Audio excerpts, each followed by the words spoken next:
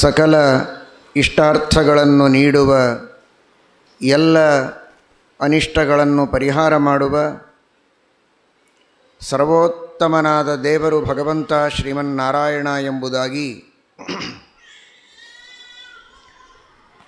ಶಾಸ್ತ್ರದಲ್ಲಿ ತಿಳಿಸಿದ ಅತ್ಯಂತ ಮುಖ್ಯವಾದ ತತ್ವ. ಈ ತತ್ವವನ್ನು ಶ್ರೀಕೃಷ್ಣ ಪರಮಾತ್ಮ ತನ್ನ ಅವತಾರದಿಂದ ನಮಗೆಲ್ಲ ತೋರಿಸಿಕೊಟ್ಟಿದ್ದಾನೆ. ನಿಮಗೇನು ಬೇಕು ಅದೆಲ್ಲವನ್ನು ಕೊಡುವುದಕ್ಕೆ ನಾನು ಸಿದ್ಧ. ಯಾಕೆ ಇನ್ನೊಬ್ಬರನ್ನು ಸೇವಿಸಿ ಅವರಿಂದ ಇಷ್ಟಾರ್ಥಗಳನ್ನು ಪಡೆಯಬೇಕು ಅನ್ನುವ ಆಶೆಯನ್ನು ಮಾಡ್ತೀರಿ?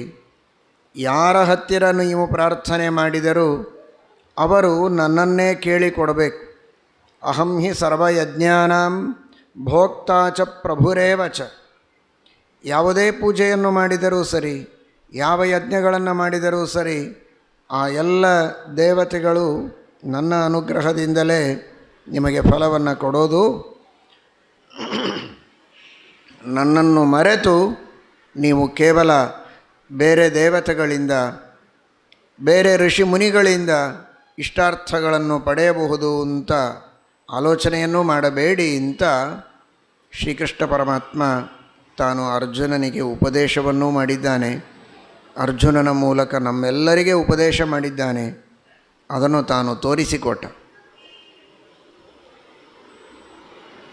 ಚಿಕ್ಕ ಬಾಲಕರಾಗಿರುವಾಗ, ಶಿಶುಗಳಾಗಿರುವಾಗ ಅನೇಕ ತರಹದ ಸಮಸ್ಯೆಗಳು, ಕಷ್ಟಗಳು ಮಕ್ಕಳಿಗೆ ಬರ್ತವೆ. ಬಾಲಗ್ರಹಗಳು ಅಂತಾರೆ. ಪುಟ್ಟ ಶಿಶುವಾದಾಗ ಎದುರಿಸುವ ಸಮಸ್ಯೆಗಳನ್ನು ಪರಿಹಾರ ಮಾಡುವುದಕ್ಕೆ ನಾನಿದ್ದೇನೆ. ಪರಮಾತ್ಮ ತಾನೇ ಶಿಶುವಾಗಿ ಪೂತನೆ, ತೃಣಾವರ್ತ, ಶಕಟಾಸುರ, ನಲಕೂಬರ, ಮಣಿಗ್ರೀವರಲ್ಲಿ ಪ್ರವೇಶ ಮಾಡಿದ ಧುನಿ, ಚಮು, ಹೀಗೆ ಅನೇಕ ತರಹದ ಅಸುರರನ್ನು ಸಂಹಾರ ಮಾಡುವ ಮೂಲಕ ನಮಗೆ ತೋರಿಸಿಕೊಟ್ಟ. ಪೂತನೆ ಆಹಾರದಲ್ಲಿ ವಿಷ ಬೆರೆಸಿ ಕೃಷ್ಣನನ್ನು ಸಂಹಾರ ಮಾಡುವುದಕ್ಕೆ ಬಂದವಳು. ಮಕ್ಕಳಲ್ಲಿ ಆಹಾರದ ದೋಷದಿಂದ, ಮಕ್ಕಳಿಗಷ್ಟೇ ಯಾಕೆ, ಇದು ಎಲ್ಲರಿಗೂ ಇದೆ. ಮಕ್ಕಳಿಗಾಗಲಿ ದೊಡ್ಡವರಿಗಾಗಲಿ ಉಣ್ಣುವ ಆಹಾರದಲ್ಲಿಯ ದೋಷದಿಂದ ಆರೋಗ್ಯವನ್ನು ಕಳೆದುಕೊಂಡು, ಕೆಲವು ಸಂದರ್ಭದಲ್ಲಿ ಜೀವನವನ್ನೇ ಕಳೆದುಕೊಂಡು ಹೋಗುವ ಪ್ರಸಂಗ ಇದೆಯಲ್ಲ. ಯಾಕೆ? ಶ್ರೀಮದ್ ಭಾಗವತವೇ ಹೇಳುತ್ತದೆ, ಎಲ್ಲಿ ಮಾಡಬೇಕಾದ ಕಾಲದೊಳಗೆ ಯೋಗ್ಯವಾದ ರೀತಿಯಲ್ಲಿ ಭಕ್ತಿಯಿಂದ ಹರಿಕಥೆ, ಹರಿಸಂಕೀರ್ತನೆ ನಡೆಯೋದಿಲ್ಲ, ಅಲ್ಲಿ ಇಂತಹ ಎಲ್ಲ ಆಪತ್ತುಗಳು ಬರ್ತವೆ ಅಂತ. ರಕ್ಷೋಘ್ನಾನಿ ಸ್ವಕರ್ಮಸು ನ ಕ್ರಿಯಂತೆ ನ ಪಠ್ಯಂತೆ ಯಾತುಧಾನ್ಯಶ್ಚ ತತ್ರ ಹಿ ಅಂತ ಭಾಗವತ ಹೇಳ್ತದೆ. ನಾನಾ ವಿಧವಾದ ದುಷ್ಟ ಶಕ್ತಿಗಳು, ಅವುಗಳನ್ನು ನಿಮಿತ್ತ ಮಾಡಿಕೊಂಡು ದೇವರು ಜನ್ಮಾಂತರದ ಕರ್ಮಗಳಿಗೆ ಅನುಗುಣವಾಗಿ ಇವನ ಪಾಪಕ್ಕೆ ತಕ್ಕಂತೆ ಅನಾರೋಗ್ಯಗಳನ್ನು, ನಾನಾ ವಿಧವಾದ ಭಯಗಳನ್ನು ತಂದು ಕೊಡ್ತಾನೆ. ಆದರೆ ಅದಕ್ಕೆ ಪ್ರಾಯಶ್ಚಿತ್ತ ಮಾಡಿಕೊಂಡ್ರೆ ಆ ಪಾಪಗಳನ್ನು ಭಗವಂತ ಮನ್ನಿಸಿ ನಮಗೆ ಬರುವಂತಹ ಕಷ್ಟಗಳನ್ನು ಪರಿಹಾರ ಮಾಡ್ತಾನೆ. ಆದರೆ ಅಂತಹ ವಿಷ್ಣು ಸಹಸ್ರನಾಮವೋ, ವಾಯುಸ್ತುತಿಯೋ, ಇನ್ನನೇಕ ಮಂತ್ರಗಳು, ಗಾಯತ್ರಿ, ನಾನಾ ತರಹದ ಶ್ರೇಷ್ಠವಾದ ಮಂತ್ರಗಳನ್ನು ಉಪದೇಶ ಮಾಡಿದ್ದಾರೆ, ಸ್ತೋತ್ರಗಳನ್ನು ಪಠನ ಮಾಡುವುದಕ್ಕೆ ಹೇಳಿದ್ದಾರೆ. ಅದನ್ನು ನಾವು ಮಾಡದೇ ಇದ್ದರೆ, ಮಾಡಿದ ಪಾಪಗಳಿಗೆ ಪ್ರಾಯಶ್ಚಿತ್ತವಾಗಲಿಲ್ಲ ಅಂತಾದರೆ ಕಷ್ಟಗಳನ್ನು ಅನುಭವಿಸುವುದು ನಮಗೆ ಅನಿವಾರ್ಯ. ಅದಕ್ಕೆ ದೇವರು ತೋರಿಸಿಕೊಟ್ಟ, ನನಗೆ ಶರಣು ಹೋಗಿ ಪೂತನೆಯನ್ನು ಸಂಹಾರ ಮಾಡಿದನಲ್ಲ, ಆ ರೀತಿ ಆಹಾರದಲ್ಲಿ ಬರುವ ದೋಷಗಳಿಂದ ನಿಮಗೇನಾದರೂ ಕಷ್ಟವಾಗೋದಾದರೆ, ನೀವು ಮಾಡಿದ ಪಾಪಗಳು ಆಸುರಿ ಶಕ್ತಿಯ ರೂಪದಲ್ಲಿ ನಿಮ್ಮನ್ನು ವಿವಿಧ ರೀತಿಯಿಂದ ಪೀಡಿಸುವುದಾದರೆ ಅದನ್ನು ನಾನು ಪರಿಹಾರ ಮಾಡಿ ರಕ್ಷಣೆ ಮಾಡುತ್ತೇನೆ ಅಂತ ಭಗವಂತ ತೋರಿಸಿಕೊಟ್ಟ. ನೀರಿನೊಳಗೆ ದೋಷ ಇರಬಹುದು. ಕಲುಷಿತವಾದ ನೀರಿನಿಂದ ನಮಗೇನಾದರೂ ಪೀಡೆಯಾಗತ್ತೆ ಅಂದರೆ ಅದರ ಹಿಂದೆಯೂ ನಮ್ಮ ಪಾಪವೇ ಇದೆ. ಆ ಪಾಪದಿಂದಲೇ ನಮಗೆ ಆ ತರಹದ ನೀರಿನಿಂದ ದೋಷ ಬರೋದು. ಭಗವಂತ ಯಮುನಾ ನದಿಯಲ್ಲಿ ಇರುವ ಕಾಲಿಯ ನಾಗನನ್ನು ತನ್ನ ಕಾಲಿನಿಂದ ತುಳಿದು ಆಚೆಗೆ ಕಳಿಸುವ ಮೂಲಕ ನೀರಿನಲ್ಲಿರುವ ಯಾವುದೇ ದೋಷದಿಂದ ನಿಮಗೆ ಆಪತ್ತು ಬರೋದಾದರೆ ಅದನ್ನು ಪರಿಹಾರ ಮಾಡುವುದಕ್ಕೂ ನನಗೇ ಶರಣು ಹೋಗಿ ನನ್ನ ಸ್ತುತಿಯನ್ನೇ ಪಠನ ಮಾಡಿ ಇವತ್ತು ನಿಮ್ಮ ಕಣ್ಣೆದುರಿನಲ್ಲಿ ನಾನು ನರ್ತನ ಮಾಡಿದ್ದು ನಿಮಗೆ ತೋರಲಿಕ್ಕಿಲ್ಲ. ಆದರೆ ನಿಮ್ಮ ಸುತ್ತಮುತ್ತ ಇರುವಂತಹ ವಾತಾವರಣದಲ್ಲಿ ನೀರಿನಲ್ಲಿರುವ ಕಲುಷವನ್ನು ನಾನೇ ಸ್ವತಃ ಶುದ್ಧ ಮಾಡಿ ನಿಮ್ಮನ್ನು ಆರೋಗ್ಯವಂತರನ್ನಾಗಿ ಮಾಡುತ್ತೇನೆ ಅಂತ. ಇದು ಕೇವಲ ಲೌಕಿಕ ಮಾತ್ರ ಅಂತ ತಿಳ್ಕೋಬೇಡಿ. ನಿಜವಾದ ನಮ್ಮ ಆಹಾರ ಏನು? ಲೌಕಿಕ ಅಲೌಕಿಕ ಎರಡನ್ನೂ ದೇವರು ಕೊಡ್ತಾನೆ. ಲೌಕಿಕ ಅನ್ನ ನೀರಿನೊಳಗಿನ ದೋಷಗಳನ್ನು ಕಳೆಯುವಂತೆ ಮುಖ್ಯವಾದ ನಮ್ಮ ಆಹಾರ ಅಂದರೆ ಜ್ಞಾನವೇ ಆಹಾರ. ಜ್ಞಾನವನ್ನು ನಾವೇನು ಪಡೆದುಕೊಳ್ತೇವೆ ಅದರಲ್ಲಿ ವಿಷ, ಅದರಲ್ಲಿ ಹೊಲಸು ಬಂದರೆ ಅದು ಬಹಳ ದೊಡ್ಡ ಹಾನಿ. ಈ ಆಹಾರದೊಳಗೆ ದೋಷ ಬಂದರೆ ಒಂದೆರಡು ದಿನ ನಾವು ಅನಾರೋಗ್ಯದಿಂದ ಬಳಲಬಹುದು. ಆದರೆ ಜ್ಞಾನವೆಂಬ ಆಹಾರದಲ್ಲಿ ದೋಷ ಇದ್ದರೆ, ತಪ್ಪು ತಿಳುವಳಿಕೆಯಾದರೆ